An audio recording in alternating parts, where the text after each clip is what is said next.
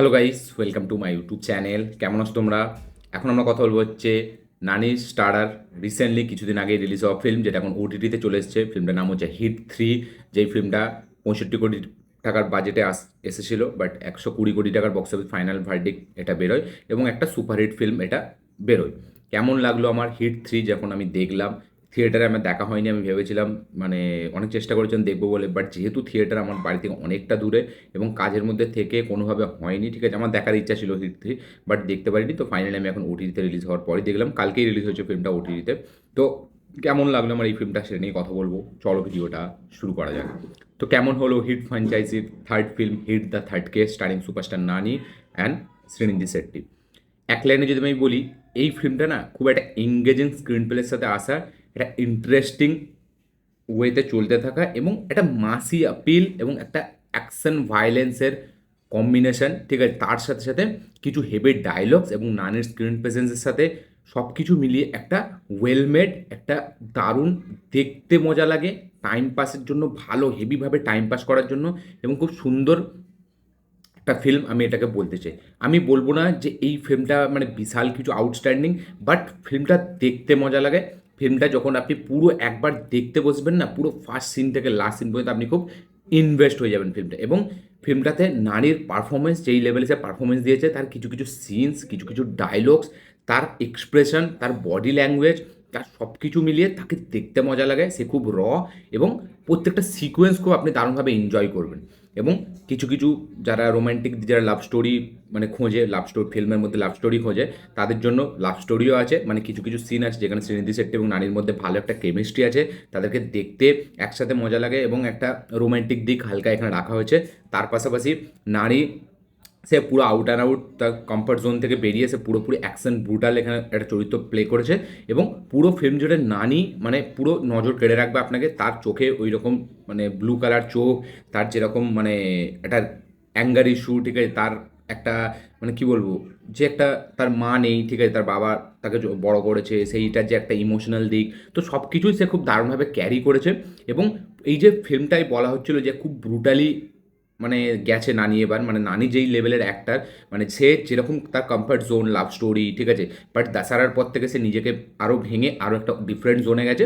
সে সবসময় নিজেকে ভেঙেছে, বাট এতটা ব্রুটালি, এতটা ভায়োলেন্স লেভেলে সে যায়নি। সে লাস্ট গিয়েছিল দাসারায়, সেটা তার স্টার্টিং ছিল, বাট এই ফিল্মটায় সে যে গিয়েছে সেটা কিন্তু এক্সট্রা অর্ডিনারি। এবং এখানে কিন্তু ভায়োলেন্সটা কিন্তু ফোর্স ফিড না, ঠিক আছে, এখানে ভায়োলেন্সটা কিন্তু জেনেরিক আসে এবং সেই ভায়োলেন্সটা দেখতে মজা লাগে। এবং ফিল্মটাকে মানে যেই অ্যাকশন সিকোয়েন্সগুলো যেভাবে শ্যুট করেছে ভায়োলেন্সের মধ্যে, সেগুলো না খুব অথেন্টিসিটি আছে। মানে এমন না যে হচ্ছে, যেমন কিল সিনেমাটা যদি আপনি দেখেন, কিলে কিন্তু এই যে জার্নিটা, কিলে যে অ্যাকশনটা হচ্ছিল, তার মধ্যে কিন্তু ইন্টেন্সিটি, একটা এজ অফ দ্য সিট এবং একটা ন্যাচারালি ব্যাপারটা ছিল, যে ন্যাচারালি আসছে, কোনো ফোর্স স্পিড না। মার্কোতে মানে একটা দুটো সিন দেখলে তবেই মনে হয় যে মানে একটু বেশি ফোর্স স্পিড হয়ে গেছে, বাট এইখানে কিন্তু মানে উইথ ইমোশন অ্যাকশনটা পুরোপুরি চলতে থাকে, যার কারণে এটা কিন্তু দেখতে মজা লাগে। এবং লাস্টের যে ক্লাইম্যাক্স, সেখানে যেই লেভেলের অ্যাকশন এখানে দেখিয়েছে, আমার মনে হয় না তেলেগু ইন্ডাস্ট্রিতে কোনোদিন দেখিয়েছিল। এবং মানে একটা রেড রিডেমশন, একটা মানে কি বলবো, একটা ওল্ড বয়, তার তার থেকেও ব্রুটালি আমি এটা বলতে চাইবো। মানে রেড রিডেমশনে যেরকম ফাইট, রেড রিডেমশনে তো মানে হ্যান্ড টু হ্যান্ড কম্ব্যাট বেশি ছিল, একটা রিয়েলিস্টিক ফাইট ছিল, তার মধ্যে ব্রুটালিটি ছিল।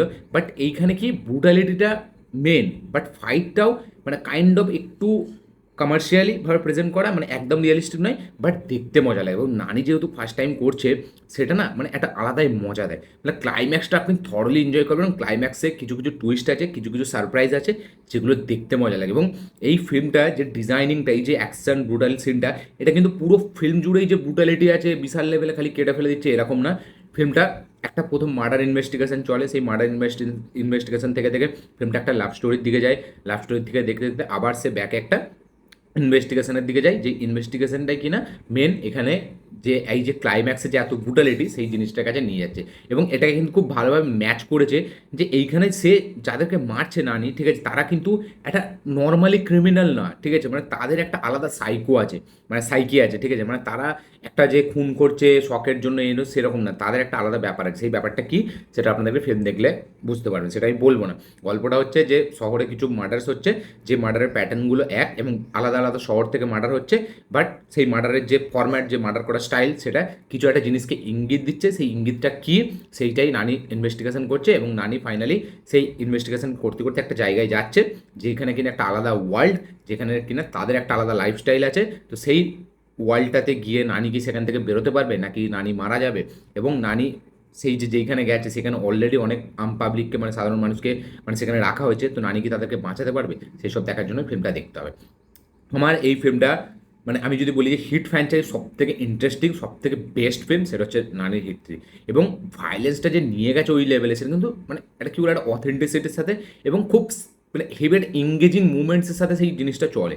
মানে স্ক্রিন প্লেটা আপনি প্রথম থেকে দেখলেই, নানিকে দেখলেই আপনার প্রত্যেকটা সিন না আপনার পয়সা উসুল হয়ে যাবে। মানে এই ফিল্মটা একটা ইনভেস্টিগেশন থ্রিলার ফিল্ম হলে কী হতো, যে আপনি যখন দেখতে পাচ্ছেন যে থ্রিলটা রিভিল হয়ে গেছে না, তখন কিন্তু মানে আর সেই মজাটা হয়তো আপনি পাবেন না নেক্সট বার দেখার জন্য। বাট এই ফিল্মটাতে নানির যে অ্যাটিটিউড, তার যে সোয়াগ, তার যে ডায়লগস ডেলিভারি, সে যেরকম ফাইট সিকোয়েন্সে ফাইট করছে, সেইগুলো মানে এটা অ্যাকশন ফিল্ম, এটা বেশি ঠিক আছে, মানে ইনভেস্টিগেশনের থেকেও অ্যাকশন টাইপের ফিল্ম একটা বেশি, তার কারণে এই ফিল্মটা দেখতে মজা লাগে। এবং এই ফিল্মটার ক্লাইম্যাক্সটা তো রিপিট ভ্যালু বিশাল আছে, মানে ক্লাইম্যাক্সটা আপনি 2-3 বার তো ইজিলি দেখে নেবেন, এবং বারবার দেখার সময় ওল্ড বয়, রেড রিডেম্পশনের কথা মনে পড়বে। এবং লাস্টের যে ক্লাইম্যাক্সটা, সেটা কাইন্ড অফ একটা জন উইক স্টাইলের করেছে। হ্যাঁ, জন উইকের ফাইট সিকোয়েন্সটা আলাদা, সেখানে মানে কী বলবো, বন্দুকের মাধ্যম দিয়ে ব্লাড বাথটা হয়, সে এবং তরোয়াল দিয়েও খুব একটা হলেও মানে সেইভাবে যে একটা যে দেখা, আমরা যে দেখছি একজন গলা কেটে যাচ্ছে, আলাদা হয়ে যাচ্ছে, সেই রকম টাইপের না। সেখানে মানে অ্যাকশন করছে রিয়েলিস্টিক অ্যাপ্রোচে, একটা হ্যান্ড টু হ্যান্ড কম্ব্যাট, ঠিক আছে, তার পাশাপাশি বন্দুকের ফাইট সিকোয়েন্স। বাট এইখানে যে গোর ব্যাপারটা, ঠিক আছে, যে ব্লাড বাথ হচ্ছে, ঠিক আছে, সেটা আমরা দেখছি এখানে সেই জিনিসটা আছে, যার কারণে দেখতে আরও ভয়ঙ্কর লাগছে। এবং একটা জন উইক স্টাইলের অ্যাকশনের সাথে একটা ব্রুটালিটি প্রেজেন্ট করা, সেই ফিল্মটা এই ফিল্মটা করেছে। লাস্টের ক্লাইম্যাক্সটা অসাধারণ, সেখানে আপনি চোখ সরাতে পারবেন না, সেখানে দারুণ ইন্টেন্সিটি, দারুণ একটা টেনশন বিল্ড করে, সেখানে নানির পারফরমেন্স হেভি, এবং একটা টাইমে তো মনেই হয় যে মানে একটা কিছু ঘটতে চলেছে নানির সাথে, ঠিক আছে। এবং ক্লাইম্যাক্সে সেটা আমরা দেখে খুব অবাকও লাগে, এবং ক্লাইম্যাক্সটা যেরকমভাবে শেষ করে, ঠিক আছে, এবং নানির ওই যে একটা আলাদা অ্যাটিটিউড ক্যারি করেছে, যেটা কিনা মানে সেটা অন্যই রকম। আমরা এরকম অ্যাটিটিউড ক্যারি করতে লাস্ট দেখেছিলাম ভি সিনেমায় নানিকে, ঠিক আছে, বাট এই ফিল্মে সে বাউন্ডারিজ পার করেছে, মানে ব্যাপক। নানি হিট 3-তে ব্যাপক রোল প্লে করেছে, তাকে দেখতে মজা লাগে, তার ইন্টেন্সিটি, তার চোখের চাউনি, তার স্টাইল, ওয়ে অফ অ্যাক্টিং, ঠিক আছে, মানে সব কিছুই খুব সুন্দর। এবং এই ফিল্মটা মানে ফার্স্ট টু লাস্ট খুব এঙ্গেজিং একটা ফ্যাক্টর মনে হয়। মানে এজ অফ দ্য সিট ব্যাপারটা তো লাস্টে পুইসাল দেয়, বাট প্রথম থেকে একটু মানে ইনভেস্টিগেশন ওয়েতে চলতে থাকে ফিল্মটা, যেখানে কিনা মানে প্রথমে আমাদেরকে একটা মানে মিসগাইড করা হয়, তারপরে আমরা মেন প্লটে আসি, জানতে পারি যে কেন হচ্ছে এরকম, কিসের জন্য হচ্ছে। তারপরে এবং ফিল্মটা, হ্যাঁ, মাঝখানে কিছু কিছু জায়গায় ফিল্মটা খুব স্ট্রেচ মনে হয়, খুব লম্বা করেছে মনে হয়, আননেসেসারি কিছু মানে একটা দুটো আননেসেসারি রোম্যান্টিক দিক, যেটা আমার মনে হয় না দিলে হতো। রোম্যান্টিক দিকটা ভালোভাবে এক্সিকিউট করেছে, বাট কিছু কিছু সিন আমার মনে হয় কেটে দিলেও, বাদ দিয়ে ফিল্মটা একটা লম্বা মনে হয়, 2 ঘন্টা 35 মিনিট না 30 মিনিটের কাছাকাছি ফিল্মটা আরামসে ছোটো করা যেত, এবং খুব মানে আরও একটু ফিল্মটাকে ট্রিম করে আরও ইম্প্যাক্টটা ফিল্মটার আরও বাড়ানো যেত, যদি টু দ্য পয়েন্ট মানে এই লাভ স্টোরিটাকে সরিয়ে যদি একদম ইনভেস্টিগেশন থেকে ডাইরেক্ট যাচ্ছে, সেটা যদি দিত আরও ভালো হতো। বাট এখানে একটু কমার্শিয়ালি তারা যেতে চেয়েছে, ঠিক আছে, ফুল অন একদম কী বলবো, একটা অ্যাকশন ফিল্মও থাকবে, action romantic thriller film kind of এটা বলা যায় জনরাটা। তো ফিল্মটা আপনি মানে মস্তি পাবেন, মানে একদম নানিকে দেখে ফার্স্ট শট থেকে লাস্ট শট পর্যন্ত আপনি মস্তি পাবেন, এবং সবসময় খালি আপনি ভাবেন যে নানি কখন অ্যাকশন করবে, নানির সাথে কখন মারামারি হবে, মানে এরকম একটা মানে কী বলে স্টেপ তারা নিয়েছে। এবং নানি পুরো ব্রুটালিটিটা পুরো হেভি লেভেলে নিয়ে গেছে, এবং মার্কো রিসেন্ট টাইমে মার্কো থেকে হিউজলি ইন্সপায়ার্ড দেখে আমার মনে হচ্ছে, ঠিক আছে, মানে মার্কো মানে যেহেতু রিসেন্ট টাইমে বেরিয়েছে, বাট তাও ইন্সপায়ার্ড তো অবশ্যই দেখে বোঝা যায়।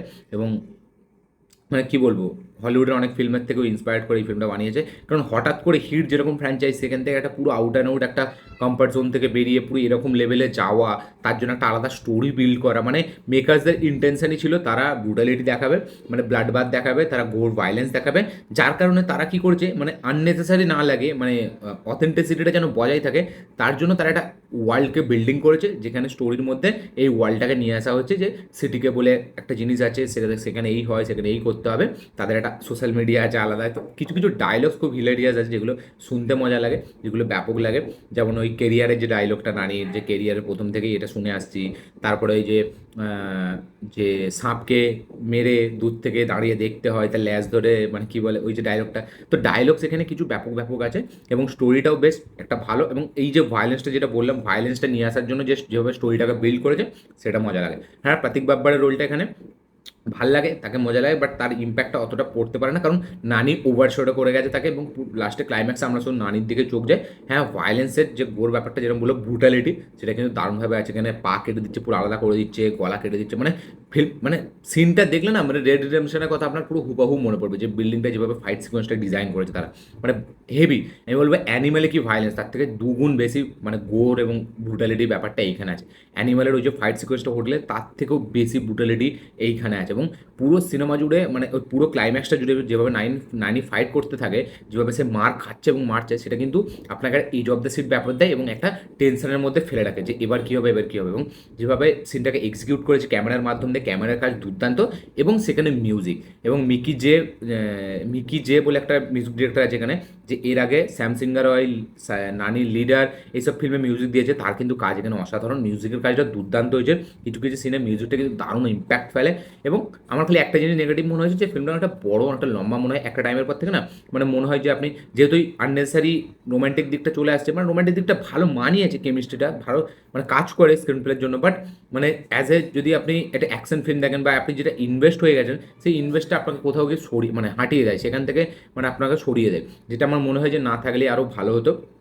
হিট আর হিট 2 যেরকম ছিল সেরকম হলে আমার মনে হয় আরও বেটার হতো। তো এখানে মানে এই যে এক্সট্রা একটা জিনিস দিয়েছে লাভ স্টোরির দিকটা, সেটা আমার মনে হয় আরও কমিয়ে দিলে ভালো হতো।